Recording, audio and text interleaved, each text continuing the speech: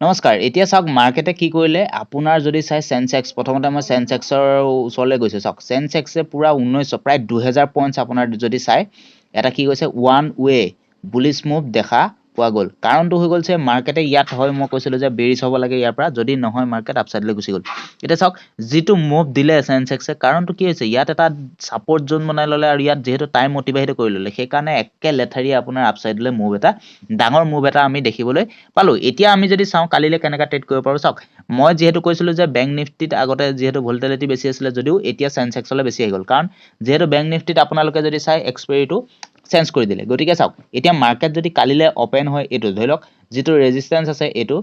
support যেটো আছে 78450 ৰাখে পাখে যদি মাৰ্কেট ওপেনিং হয় অকমান টাইম অতিবাহিত কৰি মাৰ্কেট আকৌ ঘুম আপসাইডলৈ যায় ফাৰ্স্ট টাৰ্গেট আপুনি ৰাখিব 79200 তাৰ পিছত মাৰ্কেটে যদি আপসাইডলৈ যায় তেতিয়া হলে যেটো ওপৰৰ যেটো ৰেজিস্ট্যান্স আছে মানে যেটো যত লেকে টাচ কৰিব লাগে মাৰ্কেট যেটো 79580 বা 90 তালৈকে মাৰ্কেট যোৱাৰ ভিউ আছে তাৰ পৰা হয়তো মাৰ্কেটে ইয়াৰ পৰা ধাৰামকে অকমান আকৌ ইয়ালৈকে এটো লেভেললৈকে গিৰিব লাগে মানে বেৰিছ হ'ব লাগে গতিকে এটোলৈকে আমি আৰু বুলিশ ৰাখিম যদি একনত মাৰ্কেট ওপেনিং হয় আৰু যদি মাৰ্কেটে ওপেনিংয়ে ডাইৰেক্ট এখিত হৈ যায় তেতিয়া হলে আমি অকমান টাইম অতিবাহিত কৰিব লাগিব আৰু মাৰ্কেট লাহে লাহে ইয়াত অলপ টাইম থকাৰ পিছত মাৰ্কেটে হয়তো ইয়ালৈকে আহিব চেষ্টা কৰিব পাৰে যেটো আপোনাৰ টাৰ্গেট হৈছে 78450 লৈকে মাৰ্কেট অহাৰ ভিউ মই দেখা পাইছো যেহেতু ইয়াত যদি চাই আপোনালোকে ট্ৰেন্ড লাইন এডাল এনে ধৰণে ইয়াত এটা যাব লাগে গতিকে এটোলৈকে মাৰ্কেট আহি আকৌ মাৰ্কেট হয়তো বুলিশ দেখাব পাৰে আৰু যদি কালিলে আকৌ আপসাইডলৈ যায় তেতিয়া হলে আমি ভাল টাৰ্গেট কেতিয়া এক্সপেক্ট কৰিম যদি ইয়াৰ ওপৰত ভাল ক্যান্ডেল এডাল বনে 79590 ৰ ওপৰত যদি ভাল ক্যান্ডেল এডাল বনে তেতিয়া হলে আপুনি হয়তো ইয়াৰ পৰা বুলিশ ফাৰ্স্ট টাৰ্গেট ৰাখিব পাৰে 80090 লৈকে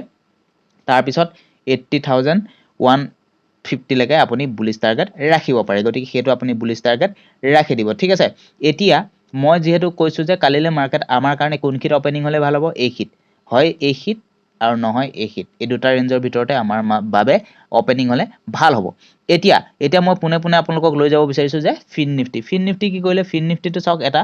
ধুনিয়া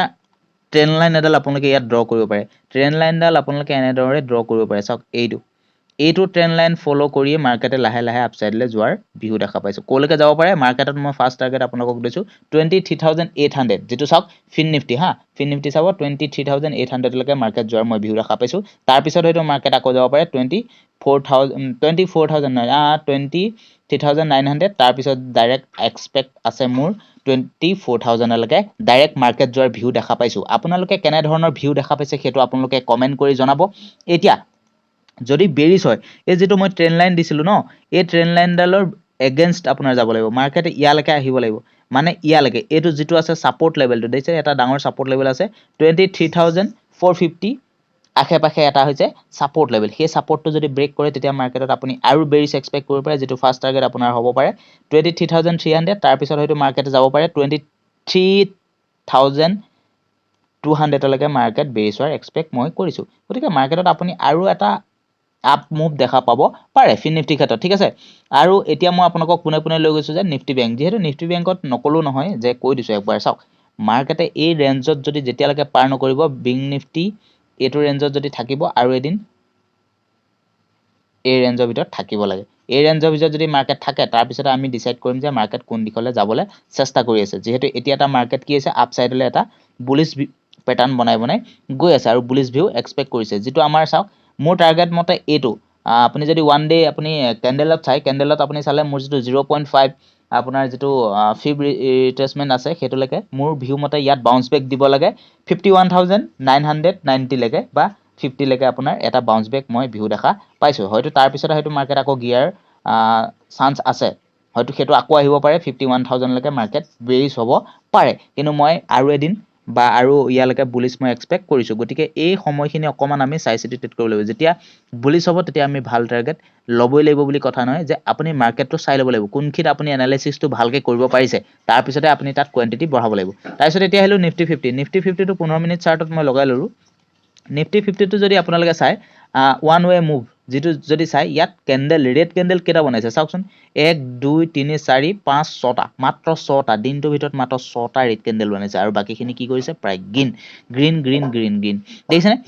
এতিয়া মাৰ্কেটে ইয়াত কি কৰিব বিচাৰিছে যে মাৰ্কেটে ইয়াত এবাৰ ডাউন ট্ৰেণ্ডলৈ আহিবলৈ চেষ্টা কৰিব যিটো আপোনাৰ 23,780 লৈকে মাৰ্কেট আহিব পাৰে হয়তো মাৰ্কেট আৰু অকণ বেৰিছ আহিব পাৰে যিটো এইটো দেখিছে না এইটো লেভেললৈকে আহিব পাৰে যিটো 23,700 লৈকে মাৰ্কেট বেৰিছ আহিব পাৰে তাৰ পিছতে হাইটো মাৰ্কেটে আৰু অকমান টাইম ইয়াত অতিবাহিত কৰাৰ পিছত মাৰ্কেটে বুম যিটো 24,050 লৈকে আপোনাৰ বুলিশ ভিউ মই ৰাখিছো তাৰ পিছত ইয়াত অতিবাহিত কৰাৰ পিছত মাৰ্কেটে আকৌ যাব পাৰে 24,310 লৈকে মাৰ্কেট যোৱাৰ ভিউ দেখা পাইছো আপোনালোকৰ ভিউ কেনেকুৱা আছে কমেন্ট কৰি ৰাখব মই বেৰিছ ইয়াত এক্সপেক্ট কৰা নাই যেহেতু মাৰ্কেটে এই ৰেঞ্জটো যদি বেৰিছ কৰে হয় যদিও মাৰ্কেটত মানে কি হ'ব এইটো এটা বহুত ডাঙৰ কি হৈছে